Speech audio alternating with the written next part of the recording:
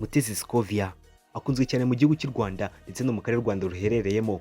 Abantu benshi bamukundira ubusesenguzi bwe mu makuru, dore ko agira ubusesenguzi bwiza kandi bunyura abantu. Usibye n'ibyo, bamwe batangiye kumwita intumwa ya rubanda, dore ko agiye avuga ibintu byinshi bigahinduka. Urugero, ikibazo cya mituweli yaragitanze kirakemuka, aho umuturage wese wo mu gihugu cy'u Rwanda yivuriza aho ariho hose. Usibye n'icyo ngicyo, wakibagirwa ubuvugizi yakoze kugira ngo umushahara wa mwarimu uzamuke. Si n'ibyo ni byinshi cyane yagiye akorera ubuvugizi maze birahinduka. Uyu mugore uvuka mu ntara y'Iburasirazuba, akuvuka mu mwaka w'igihumbi kimwe magana cyenda mirongo inani na gatandatu, ni muntu ki? Dore ko ahanini uzumva ataka papa w'umubyara. Gituma ataka papa w'umubyara nta yindi ni ukubera mama akiri umwana mutoya yitabye Imana, maze mama wa Mutesi Scovia amaje kwitaba Imana. Icyo gihe Scovia yari akiri umwana mutoya, igituma ashimira se umubyara nta kindi ngo nuko yabaye aho mama we atarahari, ngo yabitayeho kandi nta kintu babuze. Ese uyu mugore abaye hate? Ni muntu ki? Akunda iki? N'ibindi byose bibaza kuri Mutesi Scovia nibyo tugiye kukugezaho. Wowe icyo tugusaba no gukora subscribe niba utarakora subscribe, nawe umaze gukora subscribe turagushimiye.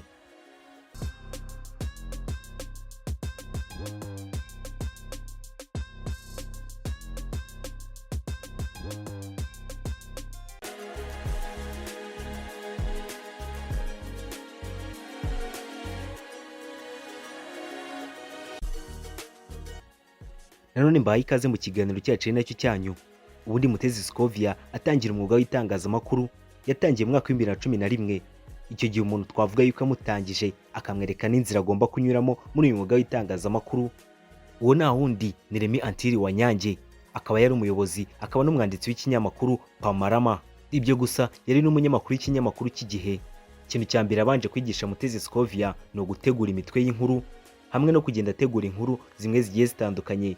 Mutesi Scovia akamushimira amubwira yuko yagendaga amutera imbaraga, amwereka ko ibintu arimo ari ibye abishoboye. Mutesi Scovia akaba akomeza atangaza yuko umuntu afatira icyitegererezo muri uyu mwuga ni Solange Ayanone wakoraga ikinyamakuru cya Orinforo, ubu ni RBA y'ubu ngubu. Kandi ikindi kuri Mutesi Scovia ni uko yakora ikinyamakuru cy'Isango Star, avuga yuko ariho yakuye ubumenyi ndetse n'ubushobozi bwo kuyobora ibiganiro bigiye bitandukanye. Ubundi Mutesi Scovia turi kubabwira mu mwaka wa 2011 ubwo yatangiraga umwuga w'itangazamakuru, ikintu cya mbere yakundaga kwitaho ni inkuru zijyanye n'abavoka ndetse n'abashinjacyaha. Akavuga ko zino nkare zikunda bitewe n'amacenga bagiye abamo. Ati kuri we nta kintu kimuryohera nko kuvumbura ikintu kiri buze gukoreshwa mu rukiko kandi isaha y'urukiko itaragera. Twibukiranye neza, Scovia twamumenye mu rubanza rwa Shimwe Dieudonne uzwi nka Prince Kid, igihe yashinjwaga mu guhohotera abana b'abakobwa bitabiraga irushanwa rya Miss Rwanda.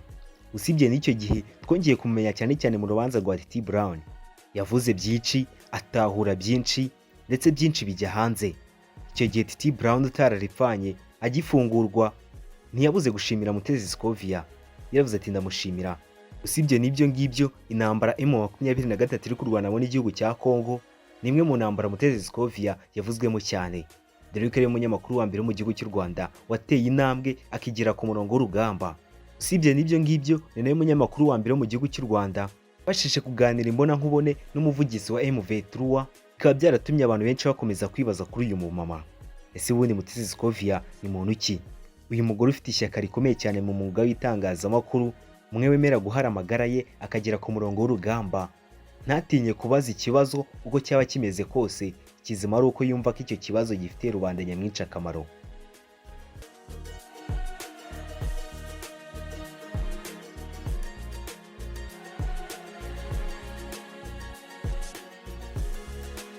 Kiranyije mu rubanza rwa Shimwe Dieudonne uzwi nka Prince Kid, icyo gihe Mutesi Scovia yari afite amakuru menshi cyane.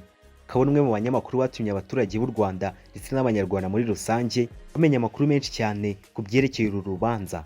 Ubundi buri munsi Mutesi Scovia yarabaga afite titire nshya, aho buri gitondo yabaga afite amakuru mashyashya agomba kugeza ku baturage b'u Rwanda. Buri gitondo yazaga ku gitangazamakuru cye akavuga inkuru nshya, bimwe twakita kumena umuceri. Dore yuko umunsi umwe yigeze gutangaza avuga operasiyo y'ukuntu byagenze kugira ngo Prince Kid afatwe. Icyo gihe humvikanyemo umuntu witwa Muheto n'uwitwa Hope. Icyo gihe nk'uko ikinyamakuru Umuseke cyaje kubyandika, ikigo cy'igihugu cy'ubugenzacyaha RIB yaje gushishikariza abanyamakuru kutinjira cyane muri uru rubanza rwari rukiri kuburanishwa mu mizi.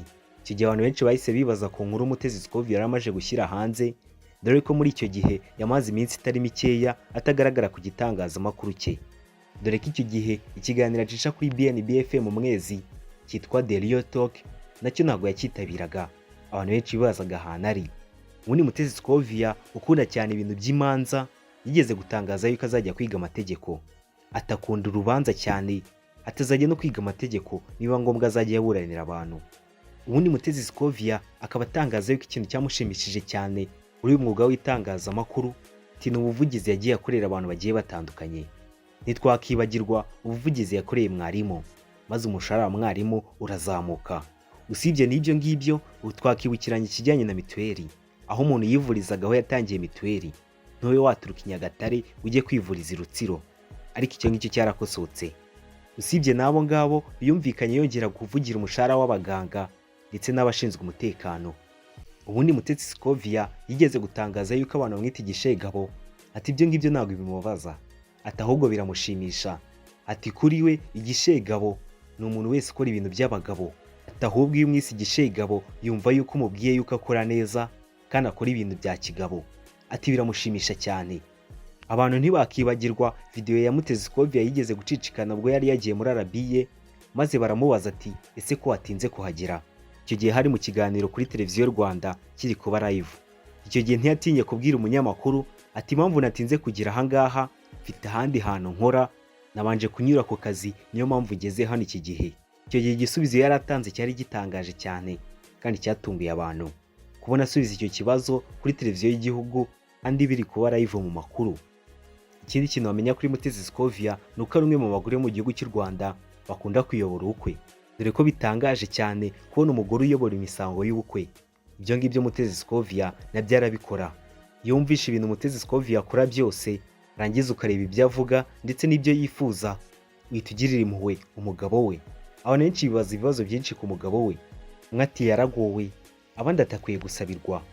Ariko ubu ngubu icyo nakubwira nuko Mutesi Scovia afite umugabo ndetse n'abana kandi babanye neza.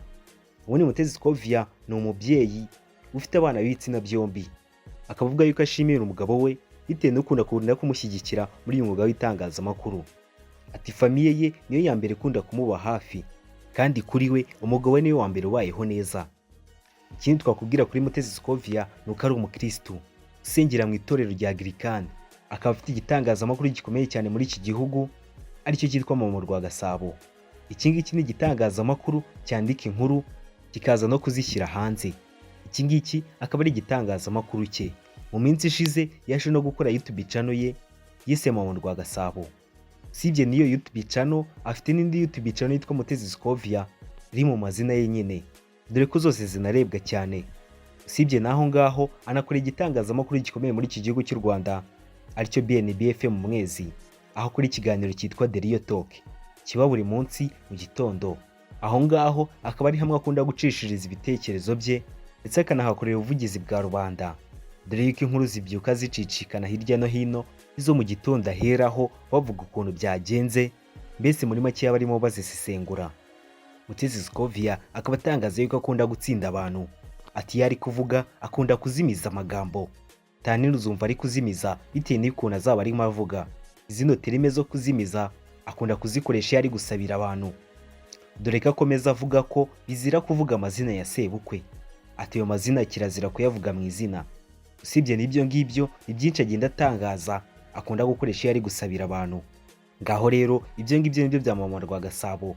Mama Rwa Gasabo waje gutangaza yuko nta kipe afana mu buzima bwe, ati ikipe yafanaga ati nimwe kandi nayo yaramutengushye, nta yindi ni Amavubi. Yavuze yuko atafana Amavubi, ati kuyafana ni no kurwaza umwana uzi ko atazakira. Ati ikipe y'igihugu Amavubi ibayeho nka wa mwana umwe utuma Rusizi, maze bwa mbere yagera i Muhanga bikamucanga, bwa kabiri wamutuma yagera i Huye bikamucanga akaba ari hagarukira, wakongera kumutuma akagera i Nyamagabe ubundi akaba ari hagarukira. Byibuze ukaba wizeye yuko ubwo yageze kuri Nyungwe none hazahita yinjira muri Nyungwe akagera Rusizi, maze wakongera kumutuma wizeye neza ko ari bugereyo none akahita agarukira ku Kamonyi akavuga yuko ariho yageze abona ahandi atahazi. Ati nguko uko ikipe yafanaga yaje kumugenza. Ati yaje gusanga abantu benshi bagendera ku kintu kimwe, ati ikipe mu mwaka w'2004 yitabiriye CAN. Ati ariko ibyo bintu byaje kuba amateka bitewe n'uko abantu bari bakiriho icyo gihe bafana umupira abenshi bavuyeho. Abana benshi bari kuza ubu ngubu bari mu gihe cyo gufana umupira ndetse no kuwukina, icyo gihe ntabwo bari bakavuka. Ngaya nguko ibya Mutesi Scovia. Mutesi Scovia umugore wiswe igishegabo bitewe n'ukuntu agenda avuga, bitewe n'ubuvugizi agenda akora, akaba yaramenyekanye cyane mu rubanza rwa Ishimwe Dieudonné uzwi nka Prince Kid, akagaragara n'ahandi hantu henshi cyane akorera ubuvugizi rubanda. Nizere ko wamaje gusobanukirwa byinshi kuri Mutesi Scovia.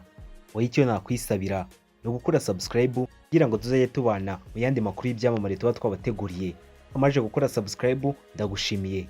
Mwari kumwe nanjye Emmy, naho ubutaha Imana ibarinde.